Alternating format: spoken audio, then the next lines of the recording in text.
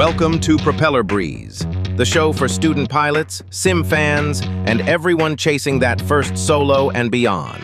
All information in this podcast is for entertainment and general knowledge only. Always verify with certified flight instructors or regulatory authorities before attempting anything mentioned here. Welcome back to the deep dive.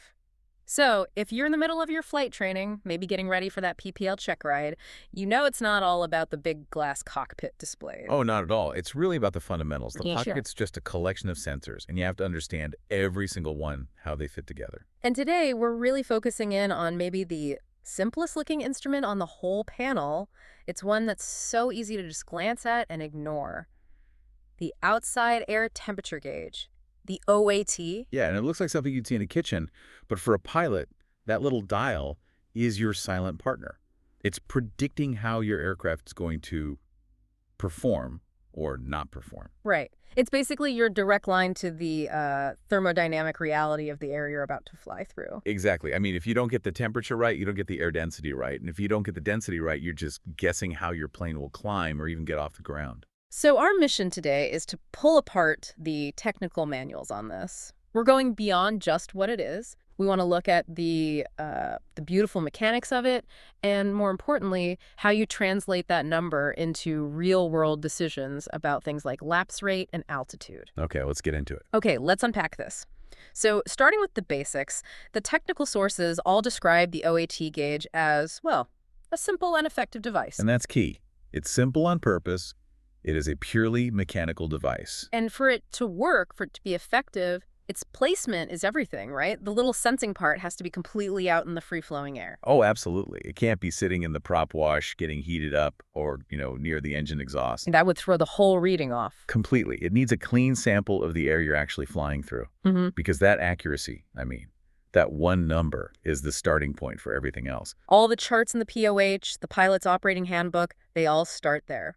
They do. Without a good OAT reading, you can't figure out your density altitude.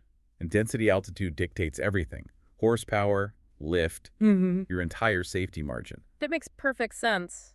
And given how important it is, you'd think it would be some kind of fancy digital sensor, but it's not. And this is, I think, where the engineering is just so cool. It really is. Mechanically, it's a work of art. It does this vital job with zero electricity. It's just pure physics. Our sources call it a bimetallic type thermometer. So let's break that down. You have a single strip of metal, but it's actually two different types of metal welded together. Right. And we all know what happens when you heat metal, right? It expands. It gets bigger. It gets bigger. But the key here is that different metals expand at different rates. That's the whole secret. It's called differential thermal expansion. One metal tries to get longer faster than the other. And that tiny, tiny difference in how much they expand is what moves the needle. But how do you turn something microscopic into a movement you can actually see on a dial? That's the clever part. Instead of a flat strip, they twist it into a helix. Basically a little spring. A coil. A coil, yeah, exactly. And that shape is what amplifies the movement. That tiny little bit of stretching gets converted into a pretty significant twisting or rotational force. No power needed. So mechanically, how does that connect to the dial in the cockpit? Well, one end of that bimetallic coil is fixed in place. It's anchored inside a little protective tube. That's your stable reference point. That's the reference. So as the temperature changes, the other end, the free end, has no choice but to rotate. And that free end is connected directly to the pointer on the gauge. Directly to the pointer, it sweeps across the face, and that's your reading. Simple as that.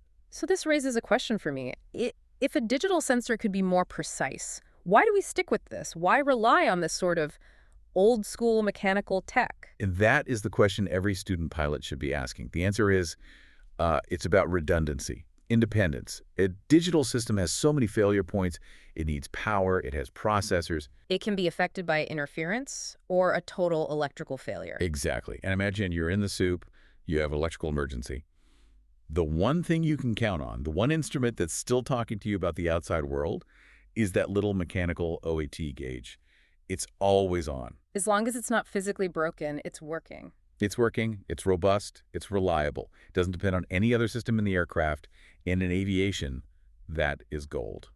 Okay, so we've got this incredibly reliable device. Let's pivot now to the pilot's side of things. What do we do with the number it gives us? Well, the first thing you have to notice is the calibration.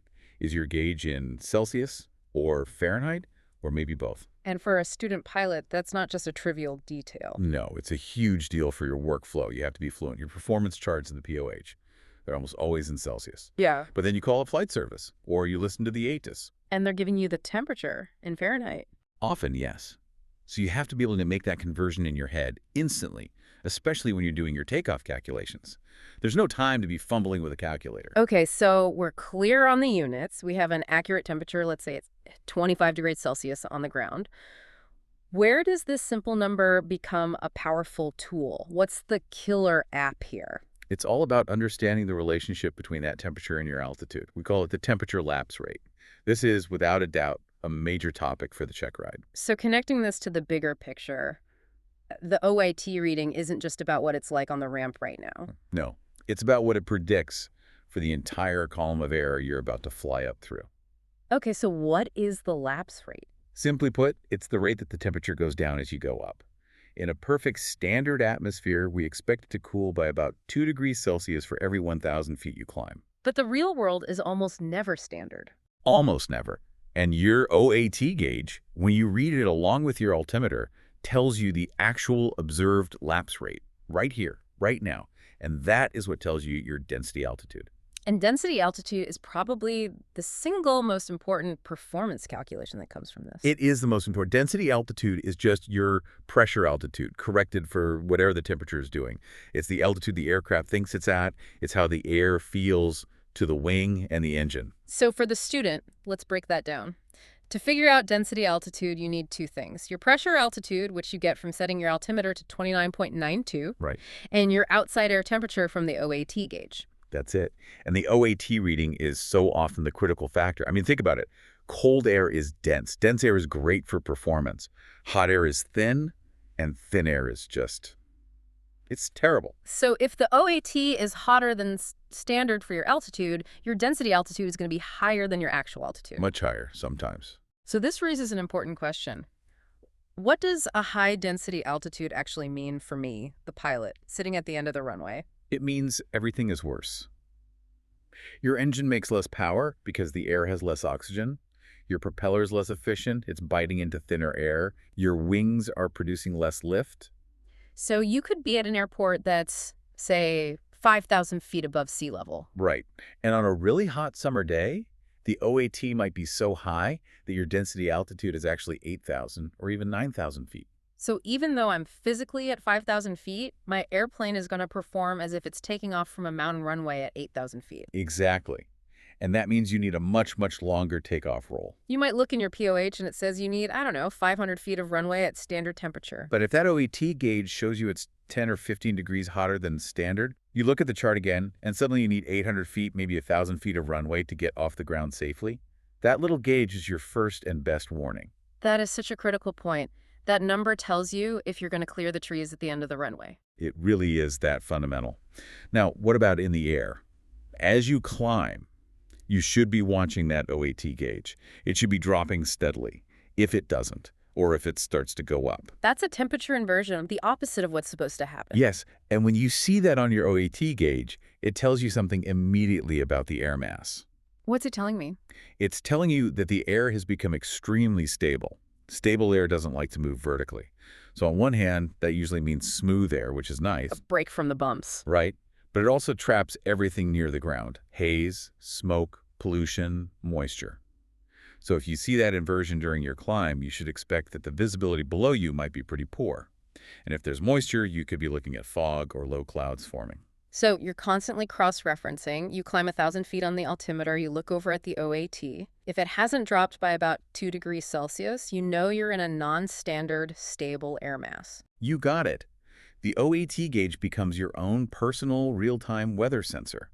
It's telling you about stability, turbulence, and most importantly, it's giving you the data you need to constantly reevaluate your aircraft's performance. It's really amazing. We went from talking about 2 little strips of metal welded together to understanding the performance limits of an entire aircraft, all based on that little helical twist. That's the beauty of it. That OAT gauge is the physical bridge between you and the cockpit and the raw reality of the atmosphere outside. It's just indispensable for density, altitude, and making sure you're flying safely. For any student getting ready for that check ride, I mean, the OAT gauge is the perfect example of how simple, elegant engineering gives you critical life or death information without a single computer chip. And, that brings up a final thought for you to chew on as you're studying your panel. If the OAT gauge works because of how metals expand, think about what other instruments rely on these elegant, purely physical principles. Like the pressure altimeter with its little aneroid bellows. Exactly. Or your airspeed indicator, which is just measuring a pressure difference. There's no code, it's just physics. These non-electronic systems are really the foundation of aviation safety. They are. So a good question to ask yourself is, which other instruments on my panel would a mechanical engineer just love? Understanding the physics behind them, that's a deeper level of mastery. And as you fly, don't just look at the OAT number. Watch the rate of change as you climb and descend. That's the key. Once you start actively tracking that lapse rate, the atmosphere really starts talking to you. It gives you clues about what's coming next. That's all the time we have for this deep dive. Stay curious and keep learning. That's it for this episode. Keep your wings level, your brain sharp, and catch you next time in the pattern. Thanks for riding with Propeller Breeze.